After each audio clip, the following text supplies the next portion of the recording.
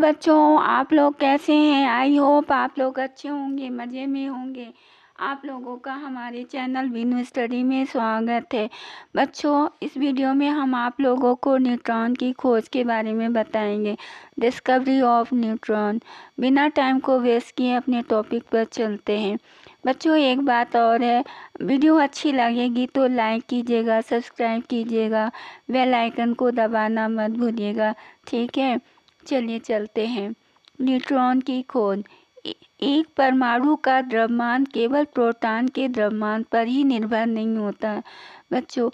परमाणु का द्रव्यमान केवल प्रोटॉन पर ही निर्भर नहीं होता, वो न्यूट्रॉन पर भी निर्भर होता है। उसमें न्यूट्रॉन का द्रव्यमान भी होता है। जैसे एक कार्बन परमाणु में 6 प्रोटॉन होते हैं, अतः इसका परमाणु द्रव्यमान 6 म्यू होना चाहिए, ठीक है। परंतु कार्बन का परमाणु द्रव्यमान 12 म्यू है। क्यों? इसमें अतिरिक्त 6 म्यू इकाई द्रव्यमान कैसे आया? ठीक है, वैसे तो प्रोटॉन 6 है तो 6 होना चाहिए, लेकिन 12 है। तो चलिए इसको डिस्कस करते हैं। इसमें अतिरिक्त 6 म्यू द्रव्यमान कैसे आया और कहाँ से आया? इस समस्या का समाधान अनपरमाणुक कण न्यूट्रॉन की खोज से हुआ।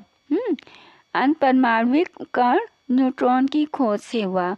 जब न्यूट्रॉन की खोज हुई तब ये पता चला कि परमाणु में न्यूट्रॉन भी होते हैं। न्यूट्रॉन और प्रोटॉन के द्रव्यमानों का योग ही परमाणु का द्रव्यमान होता है। इंग्लिश वैज्ञानिक सर जेम्स चैडविक ने सन 1932 में 1932 ईस्वी में बेरिलियम, बोरॉन आदि पर अल्फा कणों की बमबारी करने पर पाया कि परमाणु में एक अति सूक्ष्म विद्युत उदासीन न्यूट्रल कण भी विद्यमान है। इन सूक्ष्म विद्युत उदासीन कणों को न्यूट्रॉन कहा गया, ठीक है। और अनेक क्रियाओं के अध्ययन से ज्ञात हुआ कि न्यूट्रॉन भी परमाणु का अनिवार्य घटक होता है।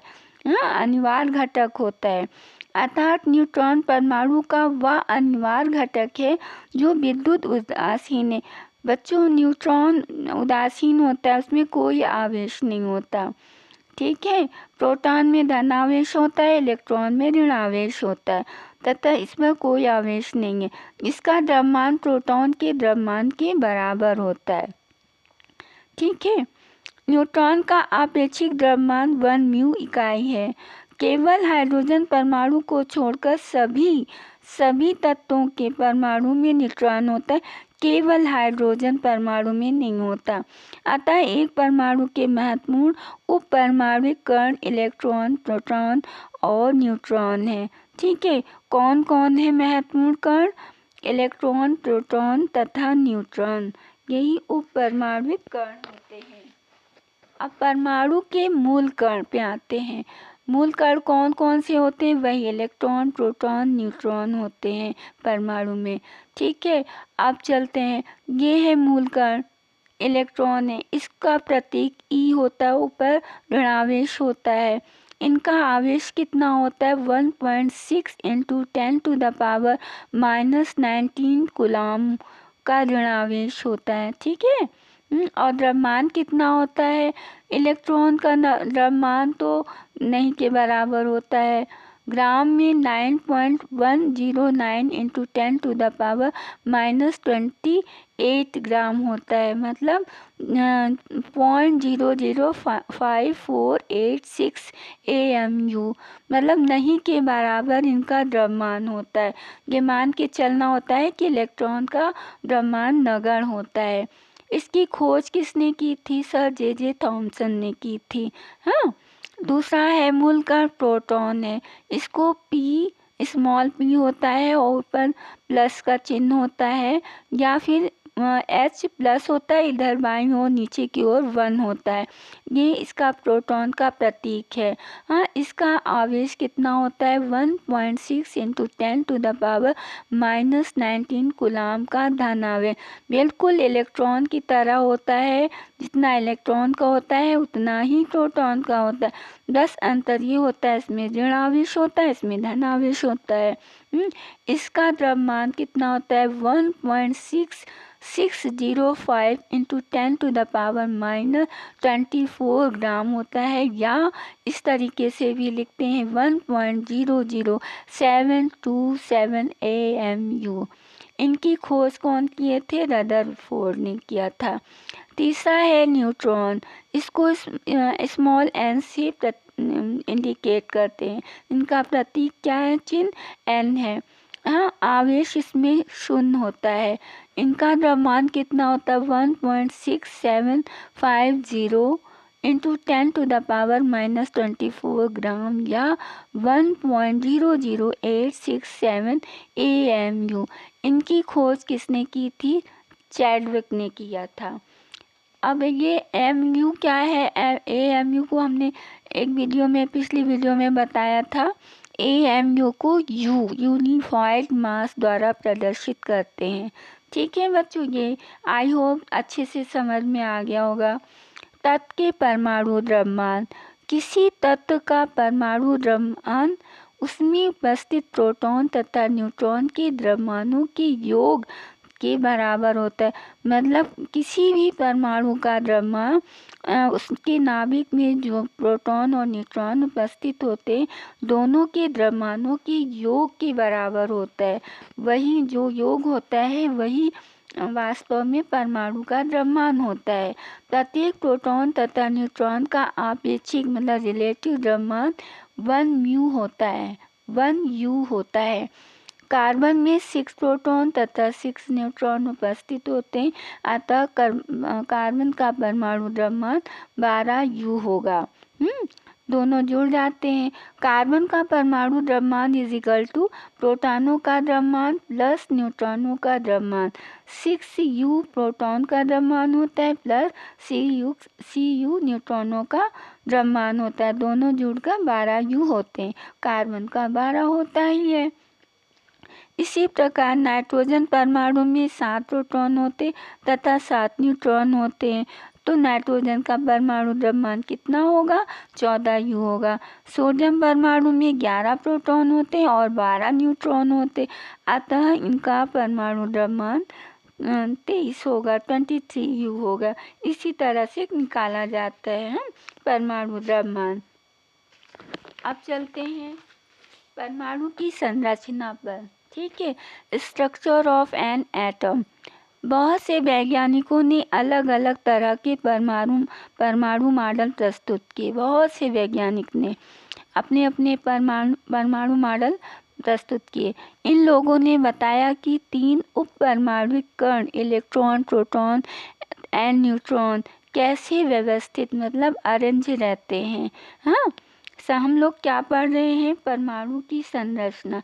इस परमाणु में 3 मूल कण होते हैं, इलेक्ट्रॉन, प्रोटॉन और न्यूट्रॉन। ये किस तरीके से मतलब सुव्यवस्थित होते, इसके बारे में हम लोगों को जानना है। सर जे थॉमसन पहले वैज्ञानिक थे जिन्होंने परमाणु की संरचना से संबंधित पहला मॉडल प्रस्तुत किया। सबसे पहला मॉडल संरचना से संबंधित किसने किया था? जे थॉमसन ने किया था। अब चलते हैं थॉमसन का परमाणु model. Thompson model of an atom. परमाणु के मूल कणों की खोज के बाद सन 1898 में जे थॉमसन ने परमाणु संरचना संबंधित अपने विचार प्रस्तुत किए। परमाणु के मूल कणों की खोज करने के बाद जब इलेक्ट्रॉन, प्रोटॉन और न्यूट्रॉन की खोज का पता चल गया, तो उसके बाद इन्होंने 1898 में इन्होंने परमाणु संरचना संबंधित अपने विचार प्रस्तुत किए। इनके अनुसार परमाणु एक अति सूक्ष्म गोलाकार तथा विद्युत उदासीन कण है। ये परमाणु है, ये गोलाकार है, हाँ, बहुत ही छोटा होता है, हाँ, और विद्युत उदासीन कण है ये।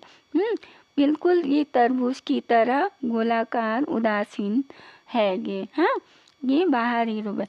अब अंदर से जैसे तरबूज में लाल भाग होते हैं, खाने वाले होते हैं, ये लाल भाग है खाने वाला है, और इसके बीच बीच में जो है काले बीज तरबूज के धंसे रहते हैं। बिल्कुल इसी तरह ही इलेक्ट्रॉन धंसे रहते हैं, मतलब लाल भाग में धंसे रहते हैं। ये इलेक्ट्रॉन है, ये खाने वाला लाल भाग है। ये धनावेश है। हाँ, धनावेश तरबूज के खाए जाने वाले भाग की तरह है ये धनावेश, और ये जो काले काले बीज है तरबूज के बीज की तरह, ये इलेक्ट्रॉन है। हाँ, इलेक्ट्रॉन ये धंसे हुए हैं। ये क्लियर हो गया। जब थॉमसन ने इस मॉडल को प्रस्तुत किया था तो उस समय न्यूट्रॉन की खोज नहीं हुई थी बच्चों, न्यूट्रॉन का आता पता भी नहीं था। ऋण और धन आवेश परिमाण में बराबर होते, मगर वही आवेश अलग अलग होता है। हाँ, ऋण और धन आवेश परिमाण में बराबर होते हैं, दोनों एक दूसरे को संतुलित करते हैं, अतः परमाणु विद्युतीय रूप से उदासीन होता है। दोनों एक दूसरे को संतुलित कर लेते हैं, उदासीन होते हैं। थॉमसन मॉडल से परमाणु उदासीन होने की व्याख्या तो हो गई, परंतु यह रदरफोर्ड की अल्फा प्रकीर्णन प्रयोग की व्याख्या नहीं कर सका। थॉमसन मॉडल जो है उदासीन होने का तो व्याख्या हो गई कि ये उदासीन होता है, लेकिन रदरफोर्ड की अल्फा प्रकीर्णन प्रयोग की व्याख्या न कर सका था। थॉमसन मॉडल रिजेक्ट हो गया। ठीक है, अब आते हैं रदरफोर्ड का अल्फा प्रकीर्णन प्रयोग और नाभिक की खोज। इसी में ही नाभिक की खोज का पता चला बच्चों। जब रदरफोर्ड का अल्फा प्रकीर्णन प्रयोग जब होने लगा, तभी नाभिक की खोज का पता चला। Rutherford's alpha scattering experiment, discovery of nucleus. ये एक सोने की पतली पन्नी, एक पन्नी जैसी होती है, जितनी पतली होती है उसी तरह ये सोने की बारीक पतली पन्नी है। ये पतली पन्नी है, इस पर अल्फा प्रकीर्णन जो किया गया, मतलब अल्फा किरणों को मतलब बौछार मारा गया। हाँ, अल्फा किरणों का बौछार किया गया, तो इसमें ये देखा गया कि बहुत कम ही जो है किरणें जो है पन्नी को भेद कर बाहर निकल जा रही। ये अल्फा किरणों का जो आकार होता है बच्चों, वो बहुत ही छोटा होता है, यानी मतलब सोने की बारीक पतली पन्नी से भी छोटा होता है, उसको मतलब भेद कर निकल जाते हैं। तो ये कुछ किरणें ही जो थे जो मतलब आर पार हो गए, कुछ हैं मतलब इस तरीके से कोण बना लिए, कुछ हैं इस तरीके से कोण बना, कुछ वापस आ गए। हाँ, इस तरीके से सोने की बहुत ही पतली पन्नी है ये नाभिक है। ये नाभिक है, अल्फा कणों का प्रकीर्णन हो रहा है, मतलब बौछार लगाई जा रही है। सोने की पन्नी द्वारा अल्फा कणों का ये प्रकीर्णन है। अब इस तरीके से रदरफोर्ड ने जब ये प्रयोग किया तो उन्होंने जो देखा तो उसको एक सिद्धांत के रूप में प्रस्तुत किया। तो ये है रदरफोर्ड का परमाणु मॉडल, रदरफोर्ड्स एटॉमिक मॉडल।